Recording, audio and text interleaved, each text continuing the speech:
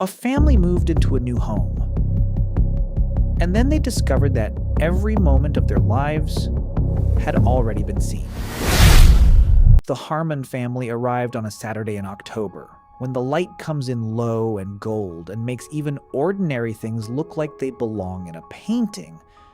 Sarah stood on the front porch with her hands on her hips and said it was perfect. Daniel carried boxes in 3 trips without complaining. Their daughter, Mia, aged 9, ran straight to the backyard and spun in circles with her arms out until she fell laughing into the dry grass. It was, by every reasonable measure, the beginning of something good. The house was a 1940s colonial on Aldrich Street. 4 bedrooms, original hardwood floors, a kitchen that needed work but had good bones. The previous owners had left in a hurry, the realtor had explained, smiling the way realtors smile when they want you to stop asking questions.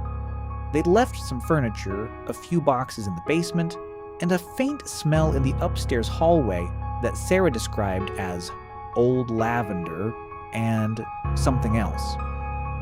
Daniel called it character.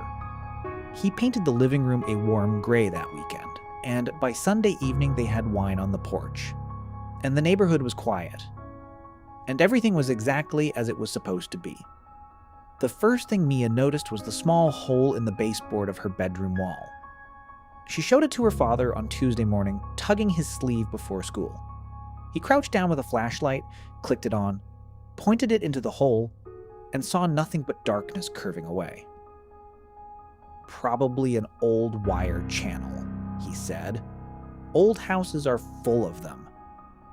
He pressed a piece of blue painter's tape over it and kissed the top of her head, and that was that. It was Daniel who began to feel it first, though he would not have called it a feeling. He would have called it a pattern. He was an architect, trained, literally, to see structure in things, and he noticed that certain rooms made him walk differently. In the study, he found himself lowering his voice when he was alone. In the master bedroom, he sometimes paused before undressing, scanning the walls without knowing why, the way animals pause before water they've never drunk from. He told himself it was the age of the house.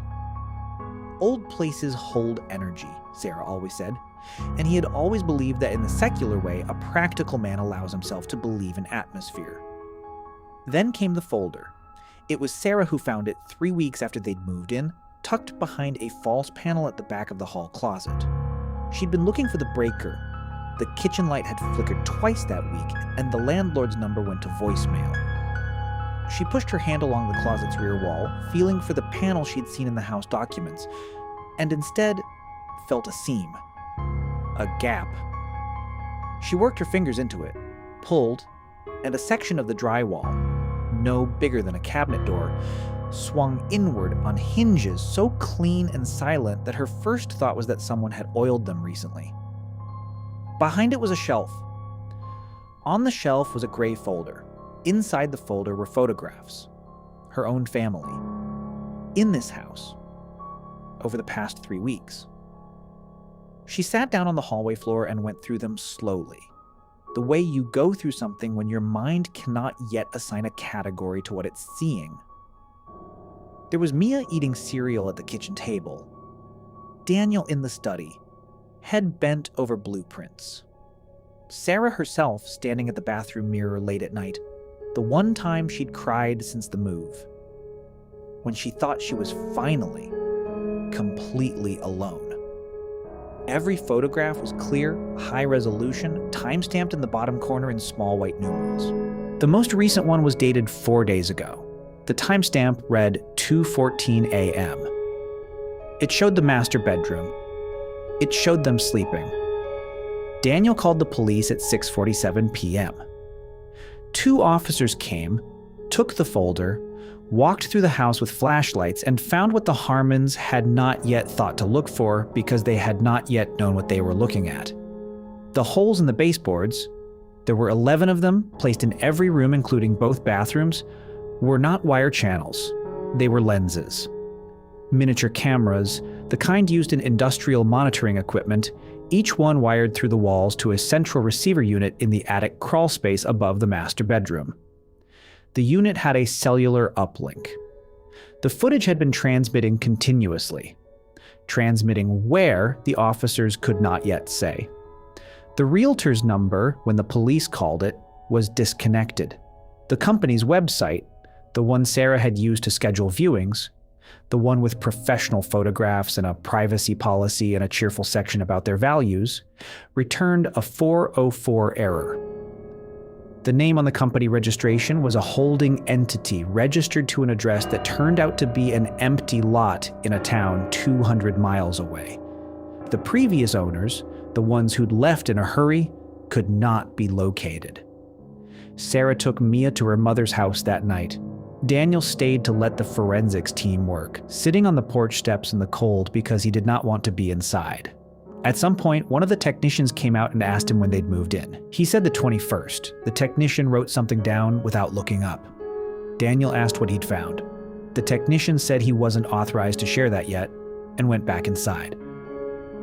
Through the front window, Daniel could see the beam of his flashlight moving through the rooms where his family had eaten and laughed and slept and argued about small things and forgiven each other, and he understood in a way that felt physical that someone had watched all of it, not intruded, not stumbled in. Watched, deliberately, patiently, as if the house itself had always been an instrument of observation, and the family inside it had simply been the most recent subjects. The investigation lasted 8 months. The cameras had been installed, according to a forensic reconstruction that Daniel was never shown in full, at least 2 years before the Harmons purchased the property. The previous family, a couple named Aldrich, had lived there for 14 months before they broke the lease without explanation and relocated to another state. Their forwarding address, the property manager had noted in the file, was never confirmed.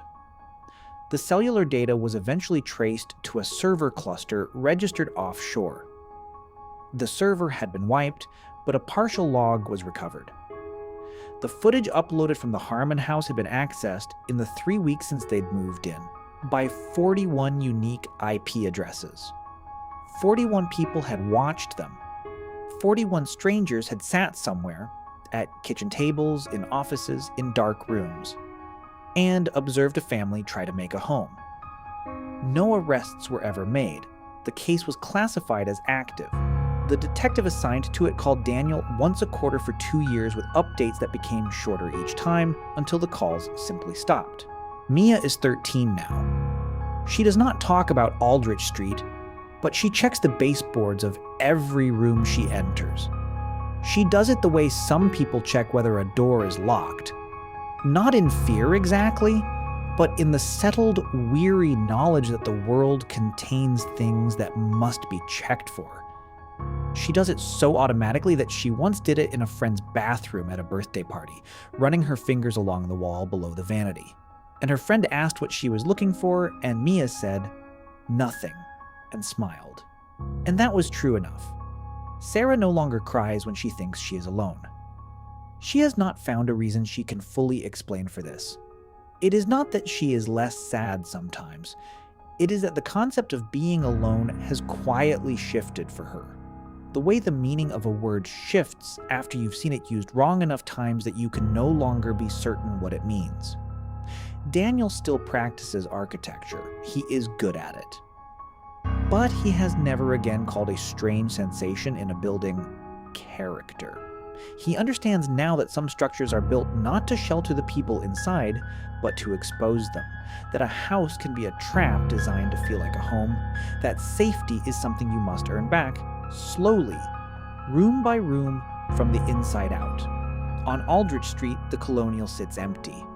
The city condemned it 6 months after the investigation began, citing electrical violations, and the owners of record, a series of shell entities nested inside one another like Matryoshka dolls, have never responded to any legal correspondence. The windows are dark. The lawn has gone wild. Neighbors walk past it quickly. Nobody knows who built the cameras in. Nobody knows what they were looking for. Nobody knows if they ever found it.